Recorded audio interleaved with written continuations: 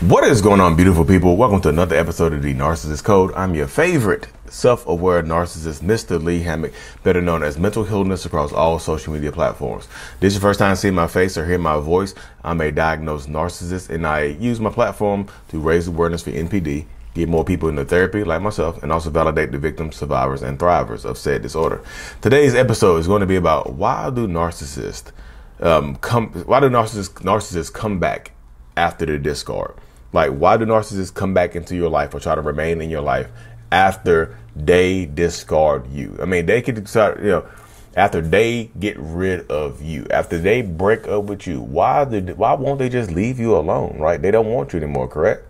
They might have moved on to someone else. They might be married to someone else. They might be friends. They might have literally started a whole new life with someone else, but they keep, they keep coming back to you, right? Why do they do that? Why do they do that? So before I hop into this, y'all, let me let y'all know the Self-Love Journal is getting released this week. There it is right here. I Love Me Self-Love Journal. It's going to be available on Amazon. Y'all see it right there? It's going to look like how fire that design is, y'all. It look like an old notebook, don't it? But seriously, why do narcissists, come back after the discard, even though they might have someone else? Because they're not done with you yet. That's one of the reasons. Like, once they feel like they have had a part of your body, y'all been intimate, whatever. It doesn't have to be an intimate relationship. It could be your mom or your dad or your friends, like whoever. Why do they come back to the discard? Because they feel like you belong to them. They claim ownership over you. So it doesn't have to be a sexual relationship. It can actually be your parents coming back after they discard you, they get rid of you, they cut you off, your friends after they cut you off, whoever. They feel like they have claimed ownership over your existence. It's as simple as that. This is some of them now. This is not all narcissists. I don't speak all narcissists. Go cry somewhere else if you think that. But some of them absolutely think that you belong to them, and they will treat you as such. They will treat you like you belong to them. You know what I mean? They absolutely will. They'll treat you like you belong to them. They'll treat you like, even though they moved on to someone else. Like, this is the intimate relationship part of it right there. They could have literally moved on to someone else, be married, have a whole happy family. But guess what? They discarded you, and now they keep coming back into your life. They keep texting you, checking on you. They keep sending you an email. Hey, I just want to make sure that you're okay.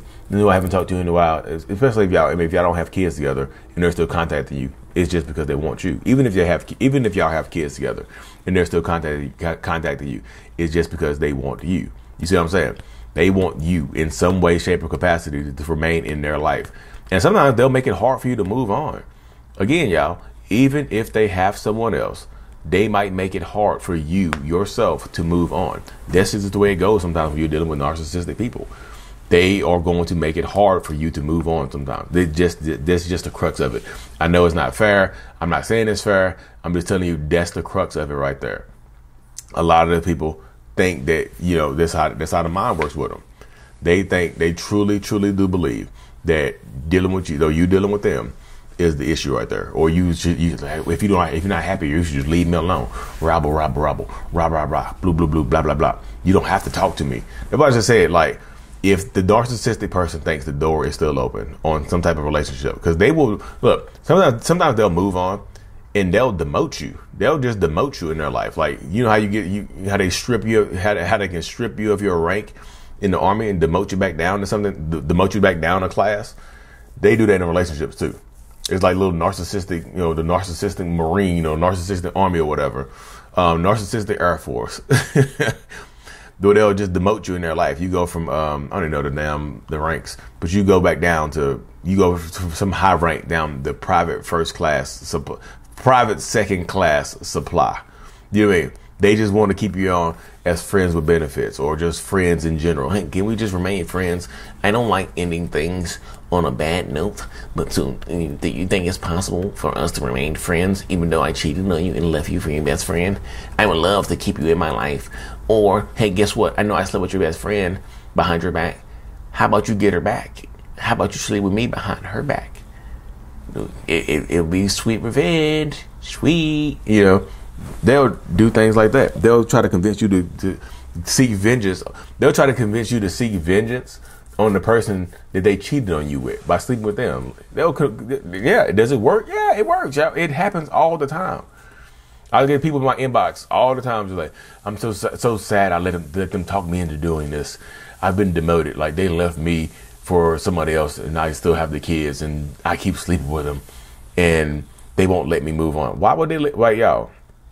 They claim ownership over you. Just because they found somebody else doesn't mean that they're done with you. Why do narcissists come back after the discard? Because they feel like the door is still open. They think the door is if you're still communicating with them, even if y'all have kids, they think the door is still open for some type of return. And sometimes they keep coming back after the discard because they need a backup plan. It's easier to go backwards sometimes than it is to go forward. I was talking to a guy the other day. I told him that I was like, man, she went back to her ex. I was just like, because sometimes it's easier to go backwards than it is to go forward. If enough time has passed by, you might think I changed. I haven't changed. I know I haven't changed. But if enough time goes by, you might think that I've changed because I haven't talked to you in a while. I haven't dealt with you in a while. You might think I've changed. It's been a whole year. People change all the time. Give them time, they'll change. So a whole year later or something like that, I can come back to you if I discard this other person. We can pick up where we left off. Nothing has changed. Nothing has to change. We can just pick up where we left off and go back to clapping cheeks and doing whatever. You know what I mean? But y'all know one of my sayings: what you allow is what will continue in a lot of these relationship dynamics. So the more that you allow it, the more that they will continue to do it. And I know people are going to say, it's just like, well, Lee, how do we get it to stop? Y'all, you have to shut the door. You have to shut. When I say shut the door, I mean like the relationship door. They think the door is cracked. They'll peek through it and they'll try to mess with you. They'll try to peek through that door, try to mess with you, try to come back into your life, wreck shop, ruin your life, and then dip back out. That's what I said. When you shut that door, when the door is shut, especially if you discard them, it's more just for me. If you had to ask me, I think it's more likely if you discard them for them to try to come back and hoover you back in your life or whatever. But they still do it if they get rid of you. If they break up with you, they'll still try to remain in your life some way, shape, or form. They'll be your friend. They'll come back, try to sleep with you. They'll try to be buddy with you. They'll try to make you the side person. Don't let them do that. Like, goodness gracious. I see so many people do that. He left me for somebody else, and now he's sleeping with me. And then I found out he has another girl on the side. So it's three of us now. We all know about each other. We're fighting for. I'm like, what does Doof do for a living? Nothing. He doesn't do anything. He's just a loner. I was like, oh my goodness, Lordy. Lordy.